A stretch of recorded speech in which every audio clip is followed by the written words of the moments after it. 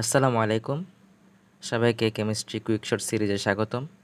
আজকে আমাদের আলোচনার বিষয় আয়ন শনাক্তকরণ, অর্থাৎ আয়ন শনাক্ত করতে কোন কোন বিকারকগুলো ব্যবহার হয় এবং তার অধক্ষেপ কী হয় সেসব বিষয় নিয়ে আজকে আলোচনা থাকবে আমাদের। সো স্টার্ট করা যাক। প্রথমে যদি আমরা দেখি, আমরা যদি ক্যাটায়নগুলো নিয়ে যদি একটু কথা বলতে চাই, সো এখানে আমরা কয়টি ক্যাটায়ন দেখছি? 1টি, 2টি, 3টি, 4টি, 5টি, 6টি, 7, 8, 9, 10। এই 10টি ক্যাটায়ন নিয়ে আজকে আমাদের আলোচনার বিষয়। সো প্রথমে এই সবগুলোকে যদি আমরা শনাক্ত করতে চাই, এই সবগুলো, তাহলে সেটি আমরা শনাক্ত করব NH4OH অর্থাৎ অ্যামোনিয়াম হাইড্রোক্সাইড দ্বারা। এখন আমরা এই লাস্টের চারটি অর্থাৎ আয়রন 2+ থেকে কপার 2+ পর্যন্ত এগুলোকে আমরা শনাক্ত করব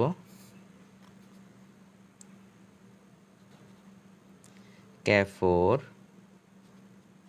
FeCN6 দ্বারা। অর্থাৎ আমরা এই চারটিকে, লাস্টের চারটিকে পটাশিয়াম ফেরোসায়ানাইড দ্বারা শনাক্ত করব। এরপরে যদি আমরা এই তিনটি দেখি, অর্থাৎ আয়রন 2+, আয়রন 3+ প্লাস জিঙ্ক 2+, এই তিনটিকে আমরা শনাক্ত করব Ca3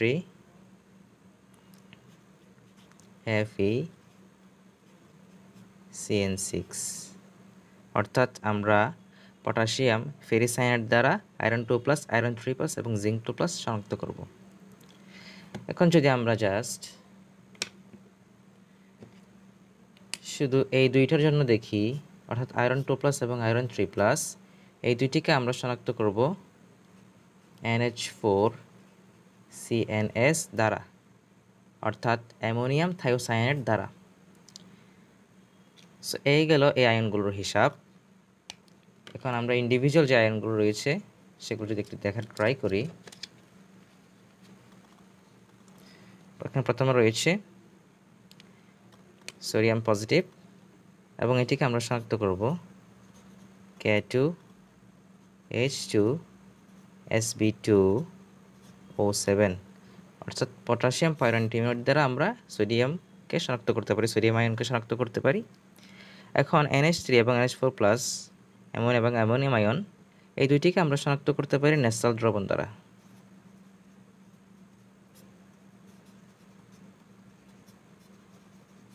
এখন সাধারণ প্রশ্ন থাকতে পারে যে ন্যাসাল দ্রবণ কি? ন্যাসাল দ্রবণ হচ্ছে KSgI3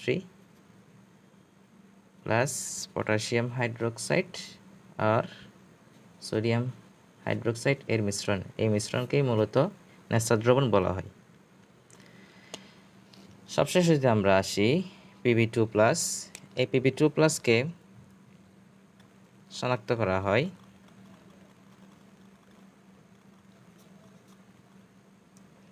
Ca2Cr2O4 দ্বারা, অর্থাৎ পটাশিয়াম ক্রোমেট দ্বারা lead2+, অর্থাৎ lead আয়নকে শনাক্ত করা হয়। এবং এখানে আচ্ছা, এটা পরে বলা হবে। এখন যদি আমরা অ্যানায়নে আসি, অ্যানায়নে আমাদের 3টি অ্যানায়ন রয়েছে, এগুলো যদি আমরা দেখার ট্রাই করি, এই সবগুলোকে শনাক্ত করা হয়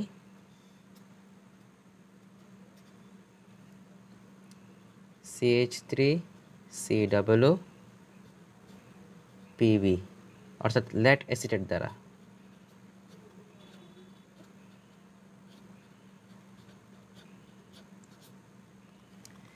জাস্ট ক্লোরিনকে শনাক্ত করা হবে সিলভার নাইট্রেট দ্বারা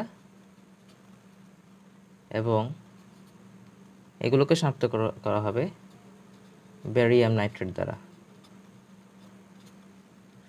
সো এবার যদি তোমরা চার্ট আকারে মনে রাখতে চাও, এটা তোমাদের জন্য শেখার সবচেয়ে বেস্ট টেকনিক। জাস্ট কয়েকবার একটু রিভাইজ করলে, একটু রিভিশন করলেই তোমরা পেয়ে যাবা। এখন যদি আমরা অধক্ষেপের বর্ণনা নিয়ে যদি একটু কথা বলতে চাই, তাহলে প্রথমে আমাদের বলতে হবে যে D1 থেকে D9, অর্থাৎ 22 থেকে 29 পারমাণবিক সংখ্যা বিশিষ্ট কপার আয়ন ছাড়া মৌলগুলোই কেবল বর্ণ দিবে, বাকিগুলো সাদা অধক্ষেপ দিবে। অর্থাৎ ডি অরবিটালে 1 থেকে 9টি ইলেকট্রন থাকলে তারাই জাস্ট অধক্ষেপে বর্ণ দিবে, অন্যরা দিবে না, ব্যতিক্রম কপার। সো সেই মৌলগুলো কোনগুলো যারা নাকি রঙিন অধক্ষেপ দিবে না, জাস্ট সাদা অধক্ষেপ দিবে। আমরা যদি এক নজর একটু দেখতে চাই, তারা হচ্ছে Al3 plus, calcium 2 plus, zinc 2 plus, sodium positive, chlorine ion, CH3 2 minus, SO4 2 minus.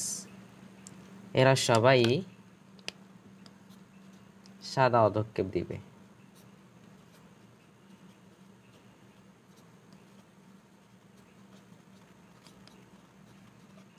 যেহেতু এদের ডি অরবিটালে 1 থেকে 9টি ইলেকট্রন বিদ্যমান। সো এবার আসা যাক যারা নাকি রঙিন অধক্ষেপ দিবে তাদের বিষয় নিয়ে। প্রথমে যদি আমরা দেখি K4FeCN6 এর দ্বারা শনাক্তকৃত আয়নসমূহ Fe2+ হবে হালকা নীল, Fe3+ হবে গাঢ় নীল। এই হালকা নীল গাঢ় নীল যদি তোমাদের মধ্যে কনফিউশন সৃষ্টি হয়, তোমরা মনে রাখবে যে যেটি কম অর্থাৎ 2+, এটি হবে হালকা, আর যেটি একটি 3+ একটু বেশি সেটি হবে গাঢ়, আর কপার 2+ হবে বাদামি।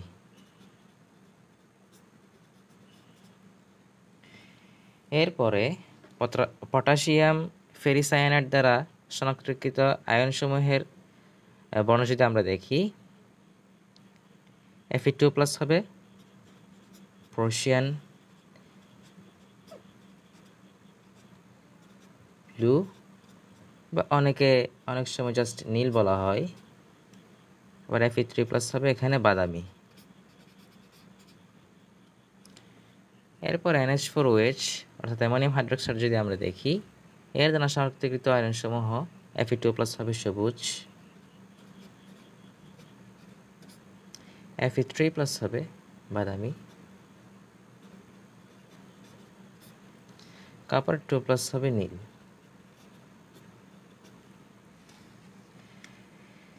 এরপর লাস্টের অর্থাৎ ন্যাসা দ্রবণ দ্বারা যে দুটি শনাক্ত করা হয় অ্যামোনিয়াম আয়ন, এই দুইটির কালারই হবে বাদামি। ইজি মনে রাখা এটা। সো এইভাবেই আমরা এসব জিনিস মনে রাখতে পারি, এবং এভাবে মনে রাখলে আমি মনে করি জাস্ট কয়েকবার রিভিশন করলেই বিষয়টা পানির মতো সহজ হয়ে যাবে। এবার আসি আমরা বোর্ড MCQতে। বিগত বছরগুলোতে এই টপিক থেকে আসা MCQগুলোর মধ্যে আমরা ইম্পর্টেন্টগুলো এখানে নিয়েছি, জাস্ট 7টি প্রশ্ন, একটু ভালোভাবে সলভ করলেই পারার কথা।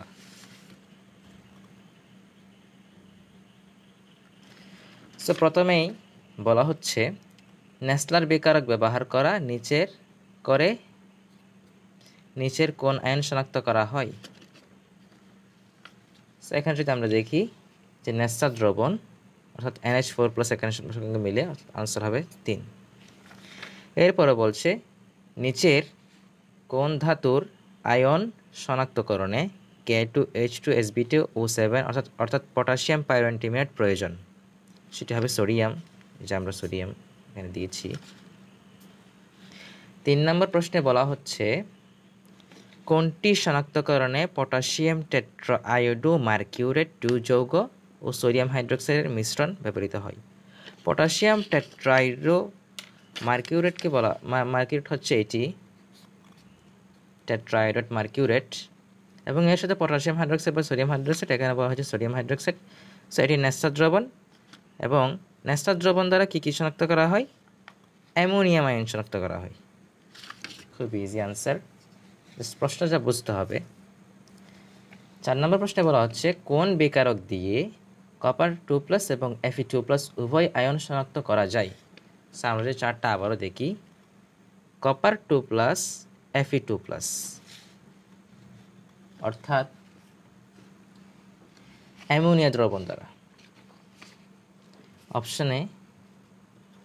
ওই বছর অপশানে অ্যামোনিয়া দ্রবণই ছিল একমাত্র সঠিক উত্তর, সো সেটি হবে আনসার। কোনটি ন্যাসাল বিকারক? খুব easy answer, K2SgI4 potassium hydroxide দ্রবণ। 6 নম্বর প্রশ্নে বলা হচ্ছে ক্যাফোর FeCN6 অর্থাৎ পটাশিয়াম ফেরোসায়ানাইড দ্রবণ দ্বারা কোন ক্যাটায়ন নিশ্চিত পরীক্ষা করা হয়? আমরা একটু দেখি ক্যাফোর FeCN6 এর মধ্যে 4টি রয়েছে Fe2+, Fe3+, জিঙ্ক 2+ এবং কপার 2+। এখানের সঙ্গে আমরা যদি মেলাতে চাই তাহলে আমরা মিল দেখব একমাত্র কপার 2+। সো এটাই আনসার। NH4+ আয়ন শনাক্তকরণে কোন বিকারক ব্যবহৃত হয়? খুবই ইজি আনসার, সেটা হবে